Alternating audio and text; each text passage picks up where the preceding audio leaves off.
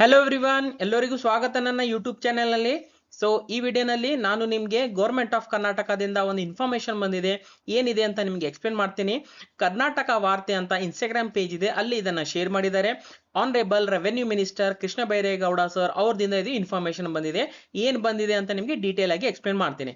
ಅದಕ್ಕಿಂತ ಮುಂಚೆ ನಿಮಗೆ ನನ್ನ ವಿಡಿಯೋಸ್ ಹೆಲ್ಪ್ಫುಲ್ ಅನಿಸ್ತಾ ಇದೆ, ಯೂಸ್ಫುಲ್ ಅನಿಸ್ತಾ ಇದೆ ಅಂತಂದ್ರೆ ನನ್ನ ಚಾನೆಲಿಗೆ ಸಪೋರ್ಟ್ ಮಾಡಿ. ಇದು ನಂದು UPI ಡೀಟೇಲ್ಸ್ ಇದೆ. ಓಕೆ, ಸೊ ದಯವಿಟ್ಟು ಚಾನೆಲಿಗೆ ಸಪೋರ್ಟ್ ಮಾಡಿ. ರೈಟ್, ಸೊ ಈಗ ಏನ್ ಇನ್ಫಾರ್ಮೇಶನ್ ಅಂತಂದ್ರೆ ಗ್ರಾಮ ಠಾಣ. ಸೊ ಇದರ ಅರ್ಥ ಏನು ಗ್ರಾಮ ಠಾಣ ಅಂತಂದ್ರೆ? ಸೊ ಎಕ್ಸ್ಪ್ಲೇನ್ ಮಾಡ್ತೀನಿ ನಿಮ್ಗೆ. ಸೊ ಇದು ಒಂದು ಏರಿಯಾ ಇದೆ ಅಥವಾ ಒಂದು ಹಳ್ಳಿ ಇದೆ ಅಂತ ಅನ್ಕೊಂಬರಿ. ಓಕೆ, ಸೊ ಇದೇನ್ ಅಥವಾ ಹಳ್ಳಿದು ಇದು ಮ್ಯಾಪ್ ಇದೆ. ರೈಟ್, ಸೊ ನಿಮಗೆ ಕಾಣ್ತಾ ಇದೆ, ಉದಾಹರಣೆಗೆ ತಗೊಂಡಿದ್ದೀನಿ ಒಂದು ಮ್ಯಾಪ್.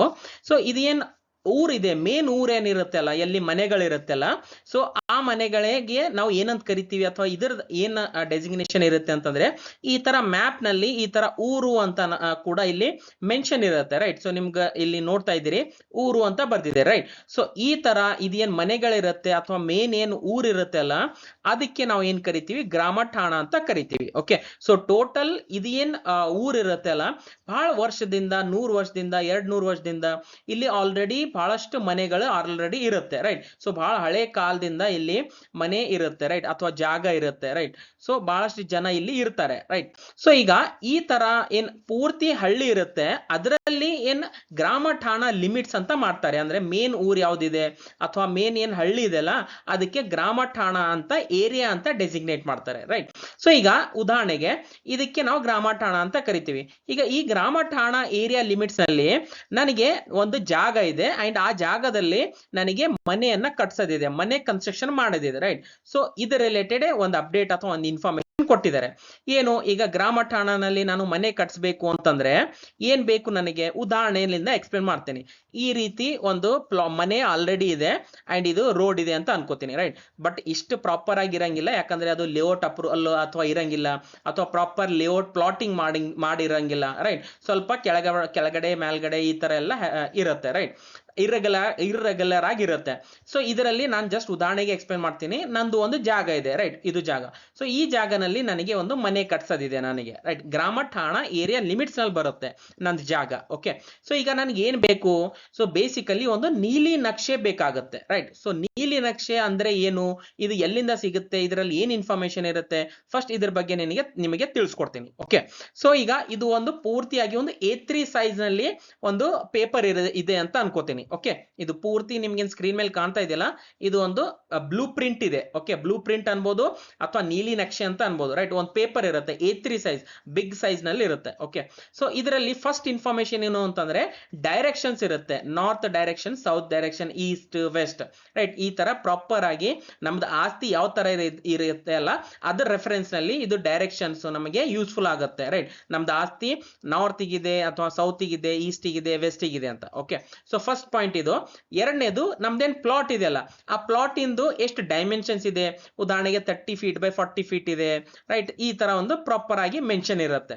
ಎರಡನೇದು ಪ್ಲಾನ್ ಇರುತ್ತೆ. ಈಗ ಎರಡು ತೋರಿಸ್ತೀನಿ ಎರಡು ತೋರಿಸ್ತೀನಿ ಅಂತಂದ್ರೆ ಒಂದು ಗ್ರೌಂಡ್ ಫ್ಲೋರ್ ಮತ್ತೆ ಒಂದು ಫಸ್ಟ್ ಫ್ಲೋರ್ ಅಂತ ಅಂದ್ರೆ.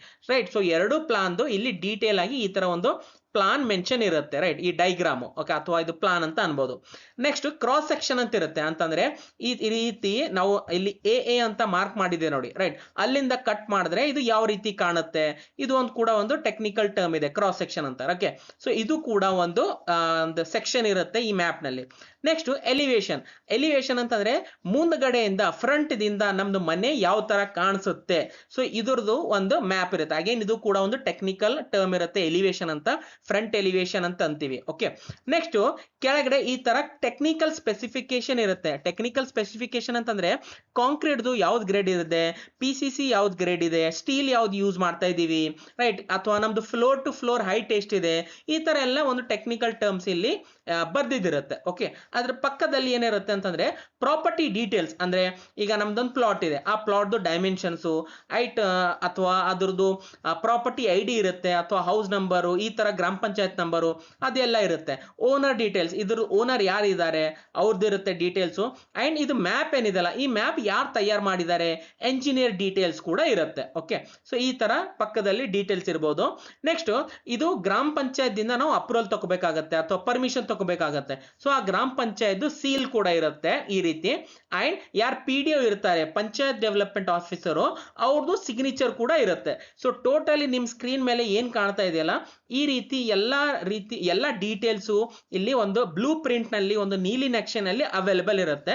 ಸೊ ಕೆಲವು ಒಂದು ಸ್ಮಾಲ್ ಚೇಂಜಸ್ ಕೂಡ ಇರಬಹುದು, ಬಟ್ ಸಿಮಿಲರ್ ನಿಮ್ ಸ್ಕ್ರೀನ್ ಮೇಲೆ ಏನ್ ಕಾಣ್ತಾ ಇದೆಯಲ್ಲ, ಏನ್ ಡೀಟೇಲ್ಸ್ ಕಾಣ್ತಾ ಇದೆಯಲ್ಲ, ಇದು ಎಲ್ಲ ಡೀಟೇಲ್ಸ್ ಕಂಪಲ್ಸರಿ ಆಗಿ ಇದ್ದೇ ಇರುತ್ತೆ. ಓಕೆ, ಸೊ ಈಗ ಇದು ಒಂದು ಉದಾಹರಣೆಗೆ ಇದೊಂದು ಆಕ್ಚುಯಲ್ ಒಂದು ನಿಮಗೆ ಬ್ಲೂ ಪ್ರಿಂಟ್ ತೋರಿಸ್ತಾ ಇದೆ ನೋಡಿ. ಓಕೆ, ಸೊ ನೀವು ನೋಡಬಹುದು ಇಲ್ಲಿ ಇದು ಮ್ಯಾಪ್, ಸಾರಿ ಇದೇನು ಪ್ಲಾಟ್ ಇನ್ ಡೀಟೇಲ್ಸ್ ಇದೆಯಲ್ಲ, ಇದು ಇದೆ. ಓಕೆ, ಅಂಡ್ ಇದು ಪ್ಲಾನ್ ಡೀಟೇಲ್ಸ್ ಅಥವಾ ಫಸ್ಟ್ ಫ್ಲೋರ್ ಸೆಕೆಂಡ್ ಫ್ಲೋರ್ ಅಂತ. ಓಕೆ, ಅಂಡ್ ಇದು ಕ್ರಾಸ್ ಸೆಕ್ಷನ್, ಅಂಡ್ ಇದು ಫ್ರಂಟ್ ಎಲಿವೇಶನ್. ಓಕೆ, ಅಂಡ್ ಇಲ್ಲಿ ಟೆಕ್ನಿಕಲ್ ಟರ್ಮ್ಸ್ ನಲ್ಲಿ ಈ ತರ ಎಲ್ಲ ಬರ್ದಿದಿರುತ್ತೆ, ಅದ್ರ ಡೈಮೆನ್ಷನ್ಸ್ ಏನಿದೆ, ಫ್ಲೋರ್ ಟು ಫ್ಲೋರ್ ಹೈಟ್ ಇದೆ, ಕಾಂಕ್ರೀಟ್ ಗ್ರೇಡ್ ಏನಿದೆ ಅಂತ. ಅಂಡ್ ಇಲ್ಲಿ property details, owner details, engineer details ಇರುತ್ತೆ. ಅಂಡ್ ಇಲ್ಲಿ PDO ಸೈನ್ ಕೂಡ ಇಲ್ಲಿ ಮಾಡಿದ್ದಾರೆ, ರೈಟ್. ಅಂಡ್ ಇಲ್ಲಿ ಗ್ರಾಮ ಪಂಚಾಯತ್ ಸೀಲ್ ಕೂಡ ಅವೈಲೇಬಲ್ ಇದೆ. ಅಂಡ್ ಇಲ್ಲಿ ಡೈರೆಕ್ಷನ್ಸ್ ಇದೆ. ಸೊ ಈ ರೀತಿ ಒಂದು ಬ್ಲೂ ಪ್ರಿಂಟ್, ಒಂದು ನೀಲಿ ನಕ್ಷೆ ಇರುತ್ತೆ. ಓಕೆ, ಸೊ ಈಗ ಇದೇನ್ ನಕ್ಷೆ ಇದೆಯಲ್ಲ, ಈ ನಕ್ಷೆ ಜೊತೆ ಮತ್ತೇನ್ ಬೇಕಾಗುತ್ತೆ ನಮಗೆ? ಕನ್ಸ್ಟ್ರಕ್ಷನ್ ಪರ್ಮಿಷನ್ ಬೇಕು ಅಂತಂದ್ರೆ ಟ್ಯಾಕ್ಸ್ ಪೇಡ್ ಇರಬೇಕು. ಸೊ ಟ್ಯಾಕ್ಸ್ ರಿಸಿಪ್ಟ್ ಇರುತ್ತೆ. ಅಂಡ್ ಡಿಜಿಟಲ್ ಖಾತಾ ನಿಮ್ಮ ಹತ್ರ ಇರಬೇಕು, ರೈಟ್. ಅಥವಾ ಡಿಜಿಟಲ್ ಖಾತಾ ಇಲ್ಲ ನಿಮ್ಮ ಹತ್ರ ಅಂತಂದ್ರೆ ಒಂದು ಯಾವುದೋ ಒಂದು ಅಪ್ರೂವಲ್ ಲೆಟರು, ಕ್ಲೇಮ್ ಲೆಟರು, ಅಥವಾ ಡಿವಿಷನ್ ಲೆಟರು, ಅಥವಾ ಕ್ಲೇಮ್ ಲೆಟರ್ 94CC ನಲ್ಲಿ, ಅಥವಾ ಯಾವುದೋ ಒಂದು ಹಕ್ಕು ಪತ್ರ ಇರಬಹುದು. ಈ ತರ ನಿಮ್ದು ಆಸ್ತಿ ರಿಲೇಟೆಡ್ ಯಾವ ಡಾಕ್ಯುಮೆಂಟ್ಸ್ ಇದೆಯಲ್ಲ, ಅದು ಕೂಡ ನೀವು ಅಟ್ಯಾಚ್ ಮಾಡಿ ಸಬ್ಮಿಟ್ ಮಾಡಬೇಕಾಗುತ್ತೆ ನಿಮಗೆ ಪರ್ಮಿಷನ್ ಬೇಕು ಅಂತಂದ್ರೆ, ರೈಟ್. ಸೊ ಬೇಸಿಕಲಿ ಇದು ಒಂದು ನೀಲಿ ನಕ್ಷೆ ಇರಬೇಕು. ನಿಮಗೆ ಕನ್ಸ್ಟ್ರಕ್ಷನ್ ಪರ್ಮಿಷನ್ ಅಪ್ರೂವಲ್ ತಗೋಬೇಕು ಅಂತಂದ್ರೆ ಇದೊಂದು ಬ್ಲೂ ಪ್ರಿಂಟ್ ಇರಲೇಬೇಕು. ಓಕೆ, ಸೊ ಇದು ನೀಲಿ ನಕ್ಷೆ ಪ್ರಕಾರ ಎಲ್ಲಿ ಗ್ರಾಮ ಪಂಚಾಯತ್ ನಲ್ಲಿ ನಾವು ಸಬ್ಮಿಟ್ ಮಾಡಿದ್ರೆ ಅಲ್ಲಿಂದ ಇದು ಅಪ್ರೂವ್ ಮಾಡಿ ಅಥವಾ ಕನ್ಸ್ಟ್ರಕ್ಷನ್ ಪರ್ಮಿಷನ್ ನಮಗೆ ಕೊಡ್ತಾರೆ. ಓಕೆ, ಸೊ ಆಮೇಲೆ ನಾವು ನಮ್ದು ಮನೆಯನ್ನ ಆ ಗ್ರಾಮ ಠಾಣಾ ಏರಿಯಾನಲ್ಲಿ ನಮ್ದೇನ್ ಜಾಗ ಇದೆಯಲ್ಲ, ಅಲ್ಲಿ ನಾವು ನಮ್ದು ಮನೆಯನ್ನ ಕನ್ಸ್ಟ್ರಕ್ಷನ್ ಮಾಡಬಹುದು ಅಥವಾ ಮನೆಯನ್ನ ಕಟ್ಸಬಹುದು. ಓಕೆ, ಸೊ ಇದು ಒಂದು ಅಪ್ಡೇಟ್ ಅನ್ನ ಕೊಟ್ಟಿದ್ದಾರೆ. ಏನ್ ಕೊಟ್ಟಿದ್ದಾರೆ ಇಲ್ಲಿ ನೋಡಿ, ಗ್ರಾಮ ಠಾಣಗಳಲ್ಲಿ ನೀಲಿ ನಕ್ಷೆ ಪ್ರಕಾರ ಮನೆ ಕಟ್ಟಲು ಅವಕಾಶ ಇರುತ್ತದೆ. ಓಕೆ, ಸೊ ಈ ರೀತಿ ಗ್ರಾಮ ಠಾಣನಲ್ಲಿ ನೀವು ನಿಮ್ದು ಮನೆಯನ್ನ ಕಟ್ಸಬಹುದು.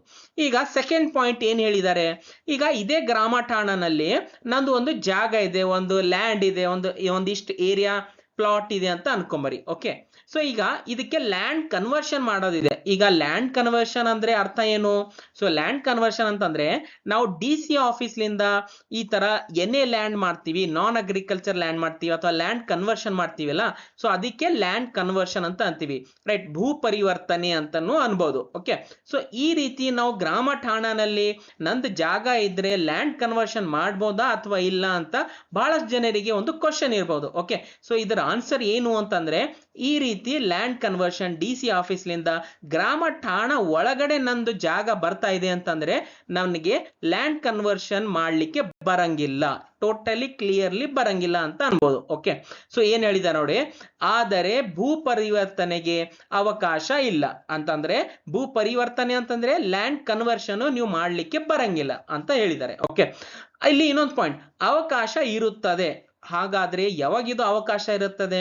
ಸೊ ಅದು ಕೂಡ ನಿಮ್ಗೆ ಡೀಟೇಲ್ ಆಗಿ ಎಕ್ಸ್ಪ್ಲೇನ್ ಮಾಡ್ತೀನಿ. ಓಕೆ, ಇಲ್ಲಿ ನಾನು ಆಲ್ರೆಡಿ ನಿಮ್ಗೆ ಎಕ್ಸ್ಪ್ಲೇನ್ ಮಾಡಿದೆ, ಇಲ್ಲಿ ಊರು ಅಂತ ಇರುತ್ತೆ, ರೈಟ್. ಅಥವಾ ನಮ್ದು ಮೇನ್ ಏನ್ ಗ್ರಾಮ ಠಾಣಾ, ಮೇನ್ ಏನ್ ಹಳ್ಳಿ ಇರುತ್ತೆ, ಎಲ್ಲಿ ಮನೆಗಳಿರುತ್ತೆ ಅಲ್ಲ, ಸೊ ಇದು ಊರಿದೆ ನಿಮ್ಗೆ ಕಾಣ್ತಾ ಇದೆ ಸರ್ಕಲ್ ನಲ್ಲಿ. ಈಗ ಇದ್ರ ಅಕ್ಕಪಕ್ಕದಲ್ಲಿ ನಿಮ್ಗೆ ಏನ್ ಕಾಣ್ತಾ ಇದೆ, ನಂಬರ್ಸ್ ಕಾಣ್ತಾ ಇದೆ, ರೈಟ್. ಸೊ ಇದು ನಂಬರ್ಸ್ ಏನು ಅಂತಂದ್ರೆ ಇವೆಲ್ಲ ಸರ್ವೆ ನಂಬರ್ಸ್ ಇರುತ್ತೆ. ಅಂತಂದ್ರೆ ಸರ್ವೆ ನಂಬರ್ ಇದ್ರೆ ಅದು ಅಗ್ರಿಕಲ್ಚರ್ ಪ್ರಾಪರ್ಟಿ ಅಂತ ಕನ್ಸಿಡರ್ ಮಾಡ್ತೀವಿ, ಕೃಷಿ ಭೂಮಿ ಅಂತ ಕನ್ಸಿಡರ್ ಮಾಡ್ತೀವಿ. ಅಥವಾ ಅದಕ್ಕೆ ಪಾಣಿ ಇರುತ್ತೆ, ಪಾಣಿ ಅಂತಂದ್ರೆ RTC, ರೈಟ್ಸ್ ಟೆನೆಂಟ್ ಕ್ರಾಪ್ಸ್ ಅಂತ, ರೈಟ್. ಈ ತರ ಪಾಣಿ ಇದೆ. ಸೊ ಈ ತರ ನಿಮ್ದು ಜಾಗ ಇದೆ ಅಥವಾ ಈ ತರ ನಿಮ್ದು ಭೂಮಿ ಇದೆ, ರೈಟ್. ಇಲ್ಲಿ ನೀವು ನೋಡ್ಬೋದು, ರೈಟ್. ಇದು ಗ್ರಾಮ ಠಾಣಾ, ಇದು ಸೆಂಟರ್ ನಲ್ಲಿ ಇದೆ. ಅಕ್ಕಪಕ್ಕದಲ್ಲಿ ಎಲ್ಲ ಲ್ಯಾಂಡ್ ಅಂದ್ರೆ ಭೂಮಿ ಇದೆ, ಕೃಷಿ ಭೂಮಿ ಇದೆ. ಅಂಡ್ ಅದಕ್ಕೆ ಸರ್ವೆ ನಂಬರ್ ಕೂಡ ಇದೆ, ಪಾಣಿ ಕೂಡ ಅವೈಲೇಬಲ್ ಇದೆ. ಈ ರೀತಿ ನಿಮ್ದು ಜಾಗ ಇದೆ, ಈ ರೀತಿ ನಿಮ್ದು ಭೂಮಿ ಇದೆ ಅಂತಂದ್ರೆ ಅವಾಗ ನೀವು ಲ್ಯಾಂಡ್ ಕನ್ವರ್ಷನ್ DC ಆಫೀಸ್ಲಿಂದ ನಿಮ್ದು ಕೃಷಿ ಭೂಮಿಗೆ ನೀವು ಸರ್ವೆ ನಂಬರ್ ಇದ್ರೆ ನೀವು ಅದನ್ನ ಲ್ಯಾಂಡ್ ಕನ್ವರ್ಷನ್ ಮಾಡಬಹುದು. ಸಿಂಪಲ್ ಆಗಿ ಇಲ್ಲಿ ಹೇಳಿದ್ದಾರೆ. ಓಕೆ, ಏನ್ ಹೇಳಿದೆ ನೋಡಿ, ಒಂದು ವೇಳೆ ಕೃಷಿ ಭೂಮಿ ಅಂದ್ರೆ ಸರ್ವೆ ನಂಬರ್ ವ್ಯಾಪ್ತಿಯಲ್ಲಿದ್ರೆ ಭೂ ಪರಿವರ್ತನೆಗೆ ಅವಕಾಶ ಇರುತ್ತದೆ. ಸೊ ಈ ರೀತಿ ನೀವು ಅವಾಗ ಮಾತ್ರ ನಿಮ್ದು ಲ್ಯಾಂಡ್ ಕನ್ವರ್ಷನ್ ಗೆ ನೀವು ಅಪ್ಲಿಕೇಶನ್ ಹಾಕ್ಬಹುದು. ಓಕೆ, ಸೊ ಅವಾಗ ನೀವು ಲ್ಯಾಂಡ್ ಕನ್ವರ್ಷನ್ DC ಆಫೀಸ್ಲಿಂದ ಮಾಡಬಹುದು, ರೈಟ್. ಈ ರೀತಿ ಒಂದು ಡೀಟೇಲ್ ಆಗಿ ಒಂದು ಅಪ್ಡೇಟ್ ಅನ್ನ ಕೊಟ್ಟಿದ್ದಾರೆ revenue minister Krishna Byregowda sir ಅವರಿಂದ. ನೀವು ನೋಡ್ಬೋದು, ಗ್ರಾಮ ಠಾಣಾ ಠಾಣಾ ಒಳಗಡೆ ನೀಲಿ ನಕ್ಷೆಯ ಪ್ರಕಾರ ಮನೆ ಕಟ್ಟಲು ಅವಕಾಶ ಇರುತ್ತದೆ, ಆದರೆ ಭೂ ಪರಿವರ್ತನೆಗೆ ಅವಕಾಶ ಇಲ್ಲ.